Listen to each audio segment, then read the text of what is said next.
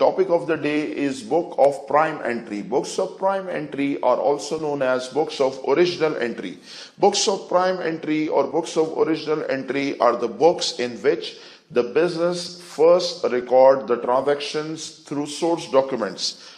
You may already be aware from the previous video what does a source document mean. Source document means a document using evidence or proof that the transaction has been incurred in the business. If the transaction has been occurred, we'll be making a source document, and all of the source document that are invoices or credit notes or maybe check counterfoils or receipts. All of these source documents are entered in the books of the business known as books of prime entry. So normally there are 6 books of prime entry. One more is added, and that is petty cash book. Most of the syllabuses does not include petty cash book, but the new syllabus for CIEs for 2020 include petty cash book as well. But we'll be discussing 6 types of books right now. Now what I have done, I have divided the most common transactions into some types, and for each transaction we'll be discussing book of original entry. So first transaction is sale of goods or services on credit. Whenever we are selling goods on credit, the document is sales invoice. We studied the documents in the previous video, that is transaction and source documents, and now we are discussing books of original entry. So whatever the sales invoices that we have issued to our customers, will be entering all of those sales invoices in a book known as sales journal. Sales journal is also known as sales daybook. So both of the terms are accepted in an examination, sales journal or sales daybook. So my dear students, sales journal or sales daybook only contain credit sales, not the cash sales, only credit sales. So secondly, we have purchase of goods on credit. Whenever we are buying goods on credit from our suppliers, our supplier will be giving us a document known as purchase invoice, and that purchase invoice is being entered in purchase journal. Purchase journal may also known as purchase daybook. Again, only credit sale and credit purchase is entered in sale journal and purchase journal respectively, not the cash sale or cash purchase. Return goods from customer. Whenever our customer is returning goods to us due to some reason, maybe the goods are of not the right size or right specification or right color or right something. So if we accept the goods from the customer, we will be issuing credit note to our customer, and the credit notes that we have issued to our customer will be entered in return inwards journal. Return inwards journal, also known as sale return journal or sale return daybook. You can also write daybook instead of journal. And then fourth transaction, whenever we are returning goods to a supplier for the same reasons mentioned above, we will be issuing debit note to our supplier, but this does not contain any value debit note unless and until we receive a credit note from a supplier. When we will be receiving a credit note from a supplier, this means our supplier has accepted the goods that we have returned back to him. So he will be issuing us credit note, and the credit note that we have received will be entering it in return outward journal. Return outward journal is also known as purchase return. Purchase return is also a name used for return outward, and we can write daybook or we can write journal. Then finally we have receipt or payment by cash or by check. Whenever we are paying someone through cash or through check, or we are receiving money from some customers from cash or by check, or whenever we are selling or buying through cash or by check, means in any transaction, if there is cash or check bank involved, we'll be using cash book.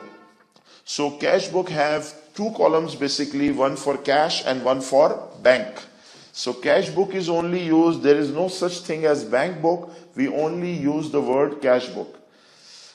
See, let's repeat the transactions, 5 transactions first. Whenever we are selling goods to customer on credit, we'll be using sale journal. Whenever we are buying goods from our suppliers, we'll be using purchase journal. Whenever our customer return goods back to us, we'll be entering it in return inward journal. And whenever we are returning goods back to our supplier, we'll be using return outward journal. If we are selling or buying goods on cash or by check, or if we are paying someone or someone is paying us the money through cash or by check, we'll be using in the cash book. So these are the five most common types of transaction. And for all other non-routine transactions, we'll be using the last day book. This is known as the journal.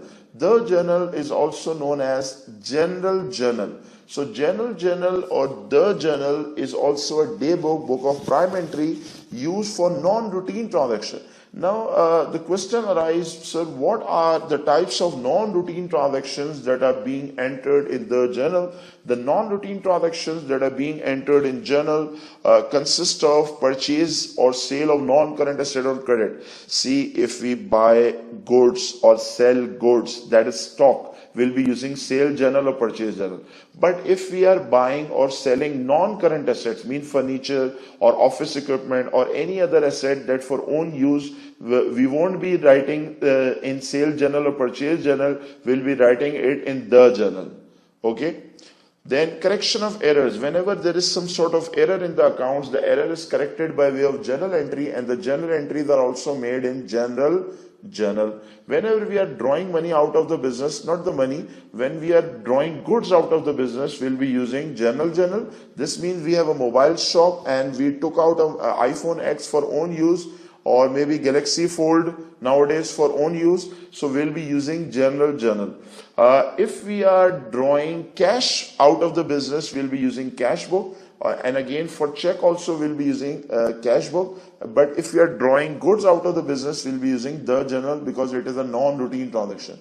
When we are incurring an expense, this means we are recording an expense. We have not yet paid the expense, we'll be using general journal. If the expense is paid directly, we'll be using cash book. Then we have bad debts or bad debt recovered or provision for doubtful debt or maybe depreciation. These are all non-routine transactions. These are once in a blue moon transaction, not for daily routine transaction. We'll be using the journal. Is the cash book. Recording transactions in the accounting system. All the cash transactions of an entity are recorded originally in the cash book. The cash book is a main type of the books of original entry. However, the cash book, unlike the other books of original entry, is treated as a ledger account. Therefore, like a ledger account, the cash book will have a debit and credit side. A cash book can be defined as the book to record day-to-day transactions of an entity, and more specifically cash transactions. The cash book contains both the cash account and the bank account in one account. There are two types of cash books. They are 2-column cash books and 3-column cash books. The 2-column cash book will usually look something like this. The receipts of money are recorded on the left-hand side, known as the debit side. The payments of money are recorded on the right-hand side, known as the credit side. The dates column record the date of the transaction. The details column record the name of the corresponding account, which needs to be debited or credited to complete the double entry of the transaction. The folio column provides a quick reference of where the other accounts can be found in the accounting system. For example, the general ledger would be GL, the sales ledger would be SL, and the purchase ledger would be PL. Then the debit column for cash is drawn next to the debit column for bank, and the credit column for cash is drawn next to the credit column for bank. On the other hand, the 3-column cash book will usually look something like this. It pretty much looks like a 2-column cash book, which is true. The only difference between the two types is that the 3-column cash book has a discounts allowed column on the debit side between the folio and cash column, and there is a discounts received column on the credit side between the folio and cash column. The balance brought down for a cash book represents how much cash is in hand and the money left in the bank account at the end of a period. In some cases, the cash book can have balances brought down on both sides, and it will look like this. The cash will always be brought down on the debit side, like so, as a business cannot have negative cash. The bank, however, can be brought down on the credit side as well as the debit side, like so. If the balance brought down is on the credit side, then it means that the business has taken out a bank overdraft. This means that the business is allowed to pay more money out of the bank account than the total amount deposited in the bank.